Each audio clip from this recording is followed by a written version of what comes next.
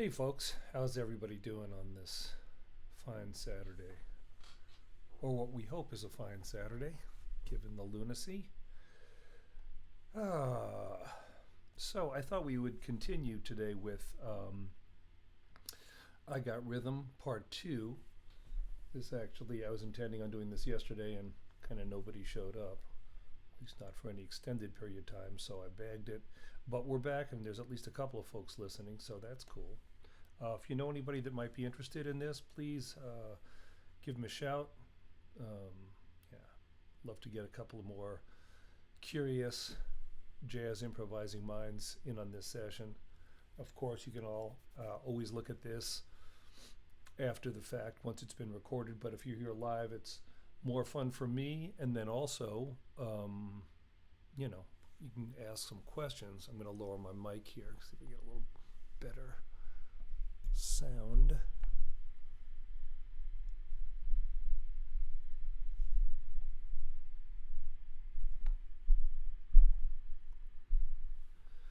Alrighty. So I got rhythm, as I probably, if you were here the other day, just real brief recap. I Got Rhythm is a classic 32 bar song form, AABA, that was used from the time George Gershwin wrote the song back in the 30s, we think, up through the bebop period, especially when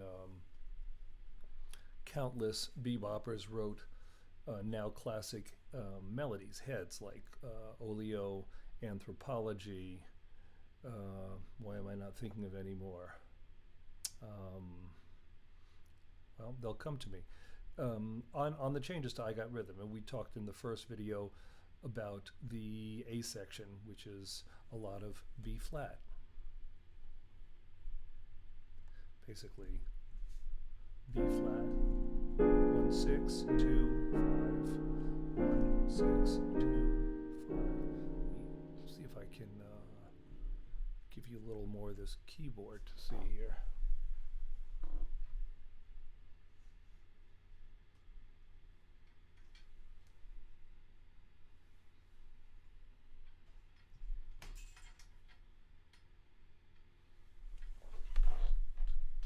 Marginally better, I guess. I guess that's what you need to see. The bridge to I Got Rhythm is basically a cycle of dominant seventh chords starting on D7. So if we're in the key of B, we would refer to D as 3. So we'd say 3 dominant to G, G7, 6 dominant, C7, 2 dominant, F7, 5. So it's 3, 6, 2, 5, back to 1. All right, so that's the entire bridge of I Got Rhythm. It's an 8-bar section.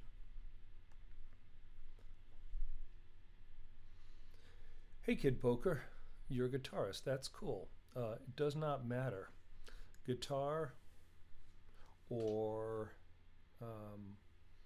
piano. Oh, I was readjusting the camera. That's what I'm seeing. Sorry. It's a big delay between my broadcast and what you guys actually see. So, yeah, so even though I'm demonstrating on piano, it doesn't matter. The principles hold true whatever your acts, and I'm really glad that there's a guitarist here. The only things I can't address, obviously, are guitar-specific things, you know, fingerings positions that you would have to deal with a fellow guitarist or, you know, if you take lessons with your teacher. But I can teach you the musical concepts and the theory and the application of the theory. So cool that you're here. So in any case, let's start to talk about this bridge. In order to do that, I'm going to put in a plug for a couple of other educators. I don't know if you guys, let me share the screen here with you. This little app is something called Amazing Slowdowner, and it's just a program or an app that lets you slow things down and or shift pitch. It also lets you do really fun things like create loops, which is super helpful for practicing. So right now I've got a Jamie Aebersold, who I'll plug in a minute, play along track. And I've got a loop set up that goes from this point, 1 minute and 31 seconds, to 1 minute and 45 seconds, which constitutes the bridge of this tune. So that loop sounds like this.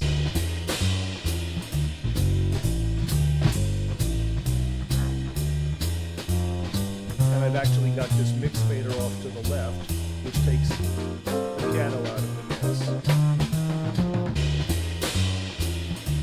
Not a perfect loop. I'm going to make it a little shorter there.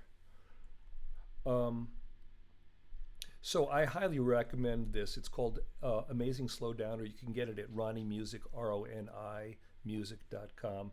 I have no affiliation with these folks. I just like the app. It's like $50 for PC or Mac, and then if you want it on your iOS device or on Android, it's only $15, 15. So it's really a great deal. And like I said, you just drag songs in from iTunes or wherever. It's compatible with Apple's music streaming service, and that's it. And then you can set up and save loops. You can alter speed, pitch. So super useful for practicing. The other plug is for Jamie Aebersold, who is at jazzbooks.com, and he has literally over 100 play-along CDs, which you can now also get from Apple Music for 99 cents a track, or you can just, if you have the service, you just get them. And you drag an Aebersold play-along track over here, and there you go. This one is from volume 16, which is called Turnarounds, Cycles, Turnaround, something like that. It's called Aebersold Volume 16, and the track is B-flat Rhythm Changes. So that's the play-along from Jamie Aebersold's library that I'm using to help me out with this demo. All right, I'm going to get out of this. I'll be using it, but you just won't hear it later on. And we're going to talk about what we do here with rhythm changes.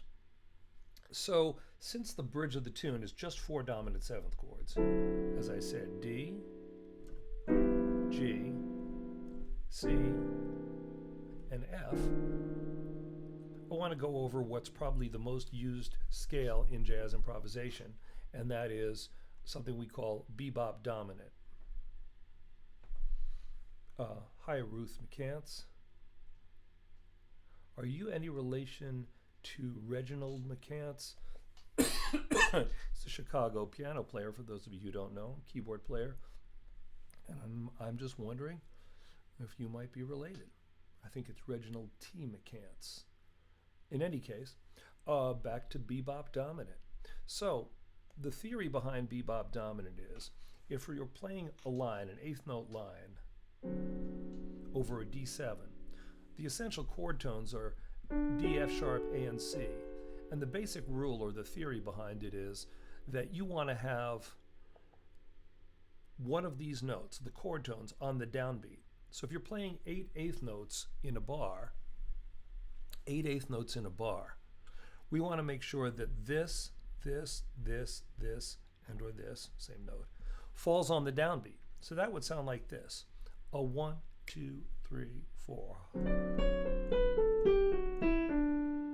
So here's the beats. 1, 2, 3, 4, 1. One of the characteristics of bebop and post-bop is that even though you play chord tones on the downbeats, the sort of the paradox is that the non-chord tones get the accent. So it sounds like this.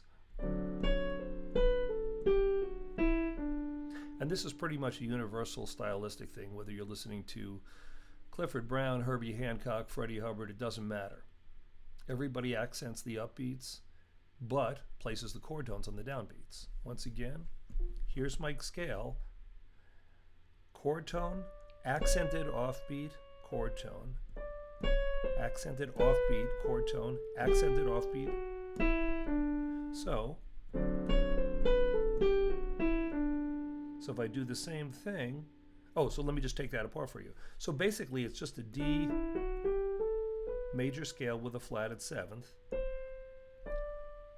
which we academic types refer to as a Mixolydian mode. You just call it a dominant 7th scale. It doesn't really matter what you call it, as long as you hear it correctly. And the only note we add into this basic scale is this note. C sharp. And the reason we put it in there is so that C falls on the downbeat. 1, 2, 3. So the ear hears the D chord as we descend. Right? The ear wants to hear these notes in the downbeat. If we were to leave the C sharp out, this is what would happen. Then the ear hears this, which is a nice E minor 7th chord, but it isn't the chord we're trying to convey the essence of. When you improvise on a given chord or harmony, you're trying to convey the essence of that chord to your listener. You want them to know you're playing on a D7. And you do that by placing these tones, the chord tones, on the downbeat. And the way you get the chords on the downbeat is by putting this extra chromatic, this C sharp in. Now that only applies if you're starting on a downbeat on a D. 1, 2, 3, 4, 1. However, it also applies if you're starting on any chord tone. If you start on the 3rd, still need this C sharp. But you notice my accents on the upbeats? Now here's a funny thing. People perceive that as triplets, and it kind of is at that tempo. 1, 2, 3, 1, 2, 3, 1, 2, 3, 1, 2, 3, 1, 2, 3. But when cats play fast, they're still accenting, but it's not very triplety. At this tempo, 1, 2, 1, 2, 3, 4. We're not hearing. That would sound really dorky and stupid. I think dorky and stupid actually means the same thing. So it's not really about the triplets so much, it's about the accents. That's from the 3rd. This is from the root. It's the same thing if you start from the 5th. You're not going to get that half step until a little later because you're starting higher. But listen, 3, 4. So it's the same sound from the root, from the 3rd, from the 5th. And you can even go from the 7th, but then you don't get that half step till the very end. But it's kind of cool because you end up on the 7th. Right? When you end up on the 7th, that's the sound of D7. Right? The 7th is the 7. Duh. Cool. So now that you hopefully understand the theory, let me pause for a minute and make sure see if there's any questions about the actual construction of the bebop dominant scale. While you're typing your questions, I'll just reiterate the essence of it is you use a major scale with a flatted 7th, otherwise known as mixolydian, but you add an extra half step when you're descending from the root 3rd, 5th, or 7th. You add an extra half step so that you get 1, 3, 5, and flat 7 on the downbeats. So now if anybody has a question, I'll hang for a minute and see if you ask.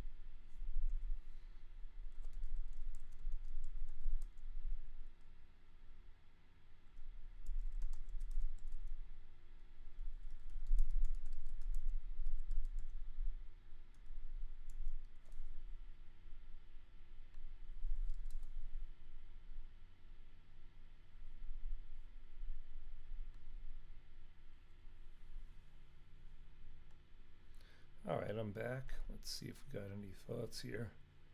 Questions? Nothing. Okay, I'm just going to keep going, and we'll see where this goes.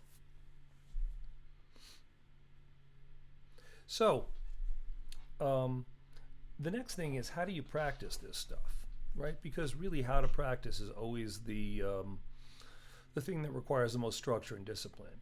So, given that the bridge of rhythm changes is D7, G7, C7, F7, 2 bars apiece. Once I know that, I can say, okay, I'm going to take a given lick or pattern or idea, which is really, an idea is just an application of a theoretical understanding, right? So the theoretical understanding is this scale works on a dominant 7. Now we've got to transpose that to G. So let's first do that. Here's G7. And again, we want to make sure we're accenting. 2, 3, 4. Accenting the upbeats. Here it is on C7. 2, 3, 4. Again. 2, 3, 4. And here it is on F7. 2, 3, 4. Once more, F7. So if I put all 4 of those into play in time, in the context of the form, here's what happens. 1, 2, 3, 4. 2, 3, 4. 2, 3, C7. 2, 3, F7. Do that one more time. D7, G7, C7, F7. 2, 3, 4. 2, 3, 4. 2, 3, 4. 2, 3, 4. Okay, so bebop dominant, descending from the root of each dominant 7th chord, played starting on the first beat, which gives you a bar to sort of prepare for the next chord change. And now, just to show you how it works with an Aebersold play-along, I'm going to use that play-along. And let's see if I can, let me find the tempo. All right, so it's a little faster. 1, 2, 1, 2, 3, 4.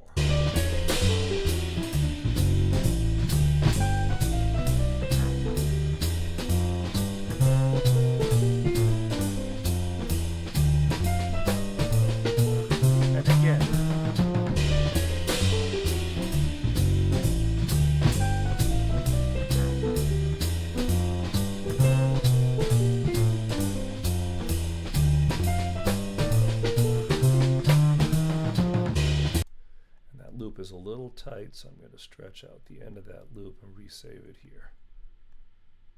You can't see me doing that, but that's okay. All right, so one of the things we can do to make even that simple exercise a little more interesting is to vary the rhythmic placement of the first, well, of any of the licks. So instead of doing this, 1, 2, 3, right?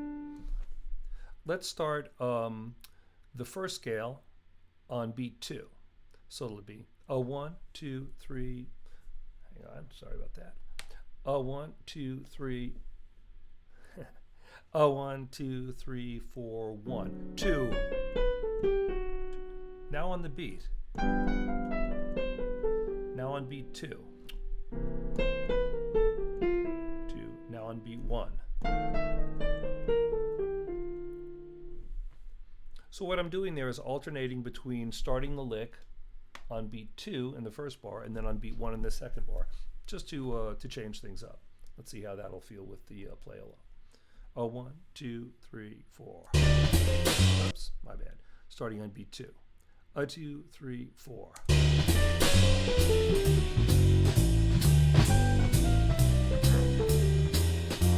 1, 2.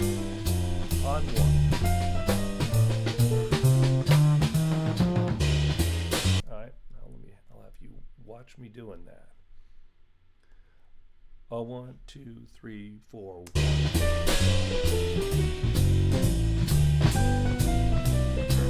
On beat 2, a 1. Beat 1. Let's turn it around and beat 1 first. Now beat 2, a 1. Beat 1. Beat 2. Now what I'm going to do is add a note or two at the end of the phrase, just to sort of like add a little interest. So if I play, right, I'm just completing the scale. I'm going down 1, ba, boo, da. And I can do that on every one. The phrase will sound a little bit different because on this one, if I start on beat 1, it sounds like this. 3, 4.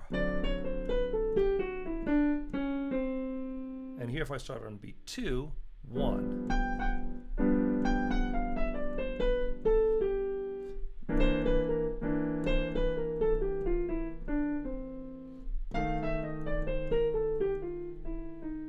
Okay?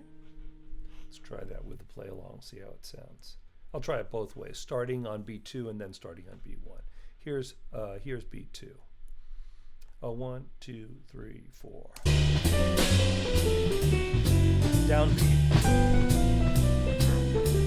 Beat 2. Beat 1.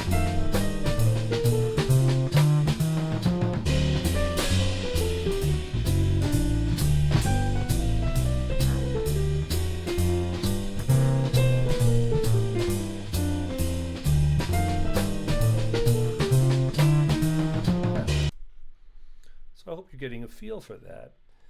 One of the important things when you're improvising is to realize you don't have to make huge changes from one moment to the next month. You have to to the next month, to the next lick. You have to change something, right? You got to change something to keep the listener's interest, but you don't have to change a lot of things. So let's look at change in a different way. We talked about the fact that you can play the scale for any dominant 7th chord, starting on the root, 3rd, 5th, or 7th. So if I play the first phrase starting on the root, on beat 2, a 1. And then the second phrase from the 3rd of the dominant on beat 1. So I've got 1,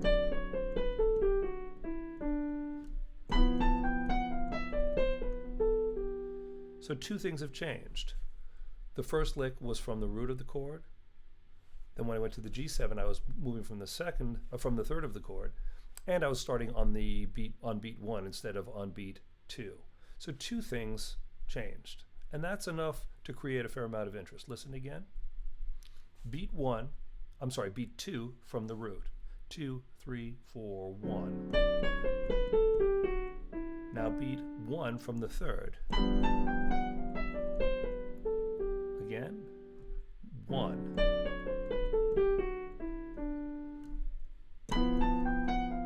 Sorry, I blew that once again.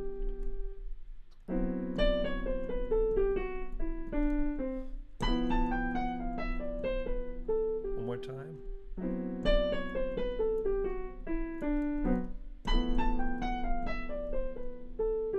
Now if I varied one more thing on the second one, instead of, if I said, now listen to how fresh it sounds.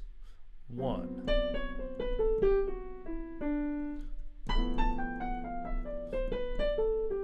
Continuing the same pattern.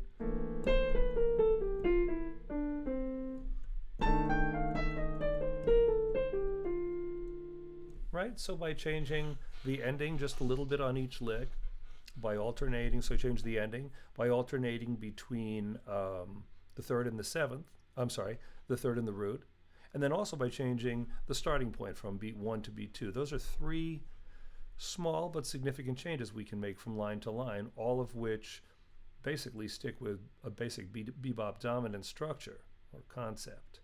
But it's enough variation that I can create a a fairly varied solo. So what I'm going to do now is go through with the play along, the Ebersol play along in Amazing Slowdowner, and I'm just going to play through it 3 or 4 times. And I'm going to use, we haven't talked about it yet, but I'm going to use, or not much, the root, the third, the fifth, and the seventh, and beats 1 and 2, and changing the ending up just a little bit on each one. So I'm changing beat placement, either beat 1 or beat 2, whether I'm using root, third, fifth, or seventh as a starting point, and how I'm going to sort of put a little tag at the end of each line. And you'll see how the sum total of those 3 ways to change the phrase will really provide a fair amount of variety for improvisation. Let's give that a shot.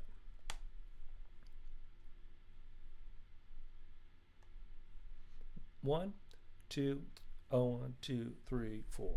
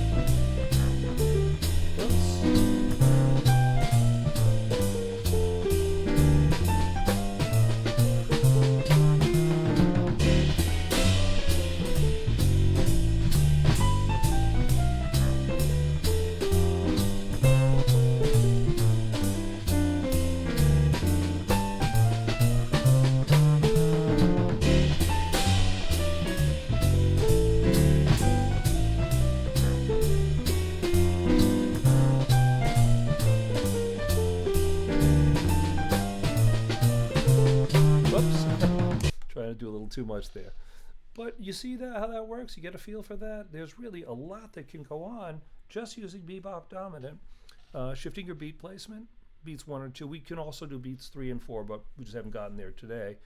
Starting from the root, third, fifth, or seventh, and then tagging that last little end of the melody to see if we just want to do bop boo da or shuba yuba or shuba do bum. Could add whatever you want at the end. Just so my general philosophy with this stuff is you start with a core idea and you make variations on it in the starting point, the rhythmic placement, and possibly the ending. And then as we move into this further, we may talk about the beginning of the line, the very beginning of the line. All right, I'm just going to wait a minute, see if I get any feedback on this, and if not, we'll move forward with 1 or 2 other little things.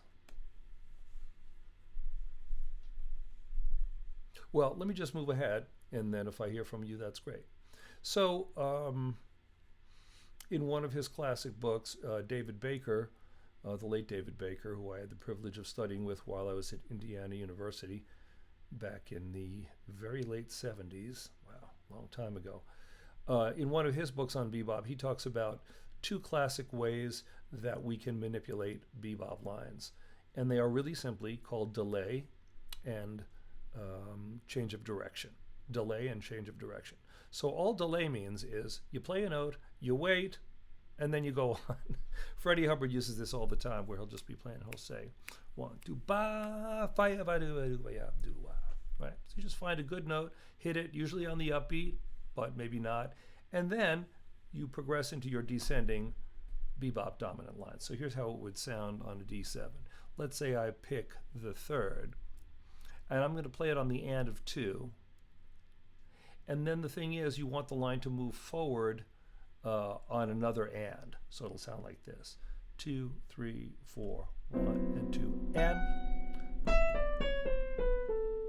A 1 and 2 and 3 and 4 and 1 and 2 and 3, G7.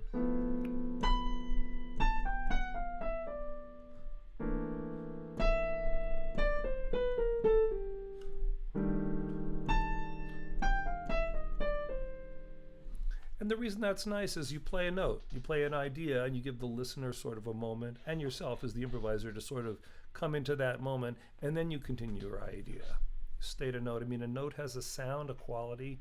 Whether you pick the root, third, fifth, or seventh, it's going to have a certain sound in relation to the chord. And it gives it a moment for that to sink in, and then you launch your line, then you move forwards. So let's see what that sounds like in context with a play along.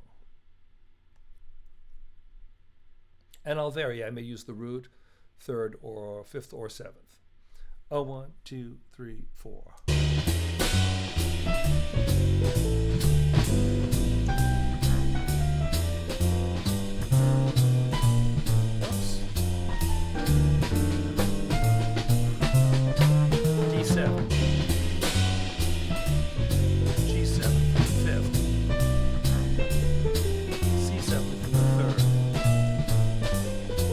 F7 from the fifth, D7 from the fifth,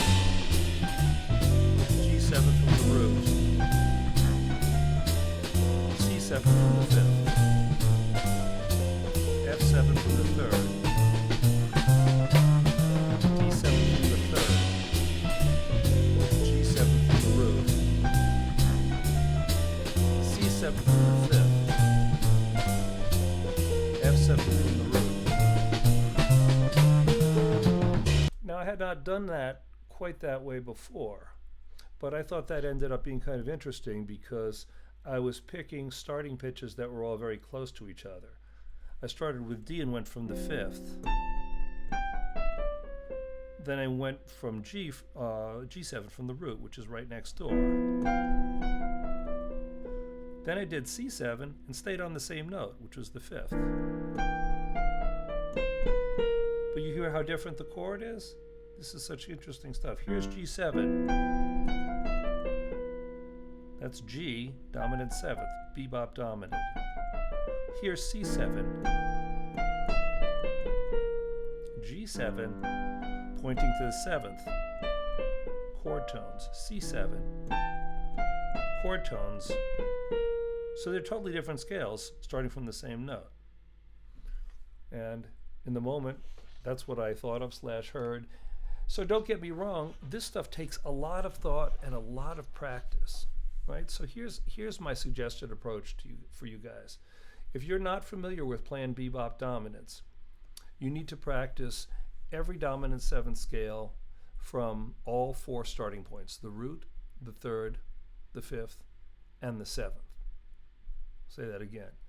Every dominant seventh chord, there's 12 of them, as there are for any chord quality, 12 dominant sevenths, and be able to play fluidly from the root, third, fifth, or seventh, descending. And in another video, we'll talk about why. Well, I'll give you the quick explanation is, historically, so stylistically, through bebop and post-bop, players tended to play arpeggios going up, scales coming down, right? So you get this motion and then gradual. Fast up, arpeggio, slow down, scale. It's just a shape.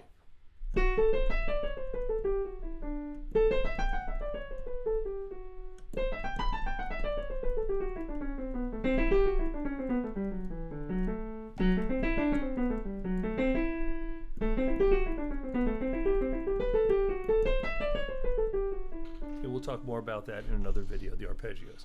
But for right now, all you need to do is practice your dominants. So, the bridge of I Got Rhythm is a great place to practice because you've only got 4 dominant sevenths out of possible 12. So you isolate. If you're thinking of the circle of fifths, or the cycle as we call it, right? And you practice D, G, C, and F. You've done a third of the cycle. So that's the way to do it. You put on a play along and you say, okay, let's practice this.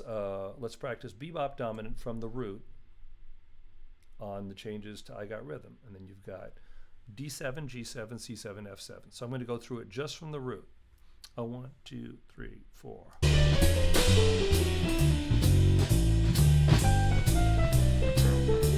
C7, F7. One more time. G7. And you're practicing your accenting your upbeats. accenting the upbeats. Now I'm going to go from the third, D, G7 from the third, C7 from the third, F7 from the third. Now from the fifth, D7, G7, C7 from the fifth, F7 from the fifth. Now from the seventh of each chord, G7 from the seventh, C7, F7.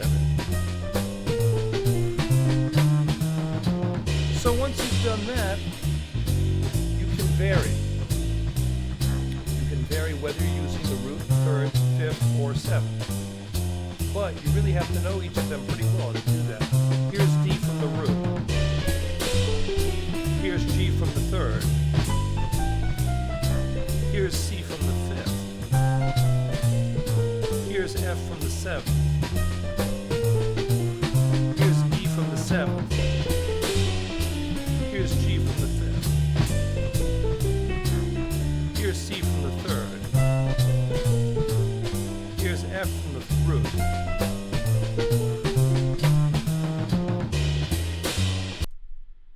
So as you can probably see, even though I know this stuff really well and I am trying to talk at the same time, it requires a fair amount of thought, right? But there's a lot of material there. So you've got 4 starting points, root, third, fifth, or seventh. You can start on different beats, and we sort of moved away from it, but you can use delay. So I'm just going to blow a little here, maybe speed up the tempo a little bit so I can have some fun, and I'll just leave you with what it sounds like to have some facility with bebop dominant descending on dominant 7th chords on the bridge of I Got Rhythm. Here we go, a little faster. 1, 2, 1, 2, 3.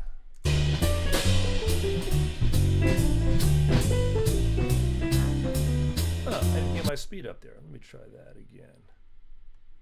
Not the way I wanted it. All right, here we go. 1, 2, 3, 4.